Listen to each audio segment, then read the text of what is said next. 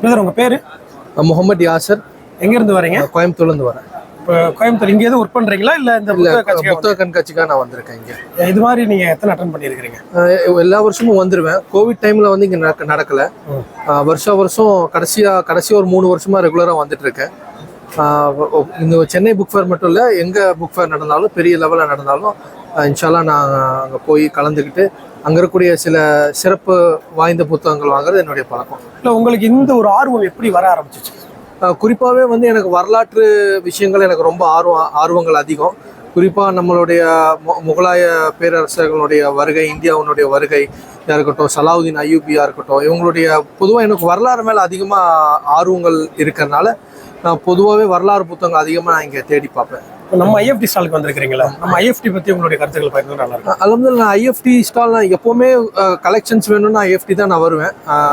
ஓப்பனாக சொல்கிறேன்.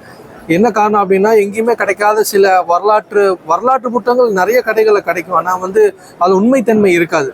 அப்போ குறிப்பாக உண்மைத்தன்மை இருக்கக்கூடிய வரலாற்று புத்தகங்கள் வேணால் நான் சில ஸ்டால்ஸில் மட்டும்தான் கிடைக்கும்.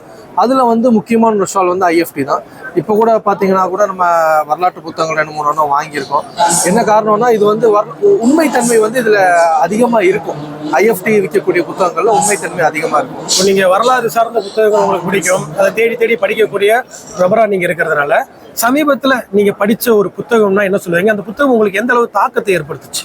இப்போ கடைசியாக நான் இன்னைக்கு காலையில் கூட நான் ஃப்ளைட்டில் படிச்சுட்டு வந்த புத்தகம் பார்த்தீங்கன்னா அவுரங்கசீப். இங்கே வாங்கினது தான், போன புக் ஃபேரில் வாங்கினது தான். அவுரங்கசீப்னுடைய வரலாறு, திவான் எழுதின வரலாறு புத்தகம். ரொம்ப ஒரு ஆச்சரியமான ஒரு விஷயம். பொதுவாக இன்னைக்கு அவுரங்கசீப் பற்றி எல்லாரும் என்ன சொல்கிறாங்கன்னா, வந்து அவர் ஒரு குறிப்பிட்ட மதத்துக்கு எதிரியாக இருந்தார் அப்படின்னு சொல்கிறாங்க. ஆனால் வரலாற்று ரீதியில் அப்படி கிடையாது. எல்லா மக்களையும் அரவணைச்சு போகக்கூடிய ஒரு மன்னராக இருந்தார். அதை வந்து அது உண்மைத்தன்மையோடு அவர் எழுதியிருக்கிறாரு. அந்த புத்தகத்தில் இருக்கக்கூடிய பார்த்தோம் அப்படின்னா எல்லாமே ப்ரூஃபோட தான் கொடுத்துருக்காரு ஆசிரியர் திவான். அப்படிங்கும்போது அது நீங்கள் படிக்கும்போது என்ன ஆகும்னா, நீங்கள் அந்த உலகத்துக்கு போயிடுவீங்க. நீங்கள் ஒரு 500-600 வருஷங்கள் பின்னாடி போய் நீங்கள் அந்த உலகத்தில் இருப்பீங்க. அந்த மாதிரி ரொம்ப எளிமையான நடையாகவும் குறிப்பாக உண்மைத்தன்மை இருக்கக்கூடியதாகவும் அந்த புத்தகத்தில் இருக்கும். எனக்கு ரொம்ப பிடிக்கும். நான் ஏற்கனவே படிச்சிருக்கேன்.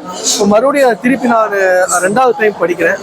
எனக்கு அந்த புத்தகம் ரொம்ப ஒரு நேசத்துக்குரிய ஒரு புத்தகமாக இருக்குது. இப்போ இந்த புத்தக காட்சி இருக்குல்ல, இந்த மாதிரி போடுறதுனால மக்களுக்கு வந்து படிக்கக்கூடிய ஒரு ஆர்வம் அதிகமாக நீங்க நினைக்கிறீங்களா? கண்டிப்பா, அல்ஹம்துலில்லாஹ். இப்போ நம்ம இது மாதிரி புத்தக கண்காட்சிகள் தொடர்ந்து நம்ம நடத்திக்கிட்டே இருக்கணும். என்ன காரணம் அப்படின்னா, மக்களுக்கு வந்து அந்த படிக்கக்கூடிய அந்த தன்மை, முதல்ல எல்லாம் வந்து நம்ம படிக்கிற காலத்துலலாம் வந்து வெறும் புத்தகங்களோடையே நம்ம வாழ்ந்தோம். ஸ்மார்ட் ஃபோன் இல்லாத ஒரு ஏராவாக இருந்தது அது. ஆனால் இன்றைக்கி வந்து அப்படி நிறைய டிஸ்ட்ராக்ஷன்ஸ் இருக்குது. நிறையா நமக்கு நம்மளுடைய மைண்டை கெடுக்கக்கூடிய விஷயங்கள் நிறையா இருக்குது.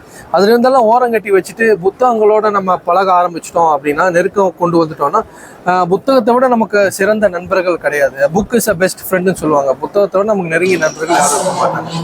இப்போ இறுதியாக வந்து என்னென்னா, ஒரு வாசகராக நீங்கள் வந்து புத்தக பிரியர்களுக்கு என்ன சொல்ல விரும்புகிறீங்க? தயவு செய்து வாங்க. புத்தக கண்காட்சி வந்து அரசு வந்து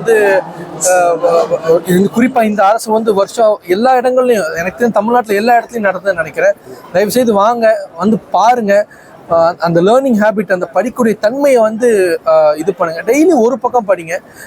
அதுவே உங்களுக்கு பழக்கமாயிரும். எனக்கு தெரிஞ்சு இங்கே பல லட்சங்கள் தலைப்புல புத்தகங்கள் இருக்குது. வந்து பார்த்து அந்த பழக்கத்தை கொண்டு வந்துட்டீங்கன்னா உங்கள் லைஃப் கண்டிப்பாக மாறிடும். எனக்கு இது நடந்த விஷயம் இது. அதனால நானும் உங்களுக்கு இது ஒரு சஜஷனாக சொல்கிறேன். Thanks. Thank you very much. Thank you.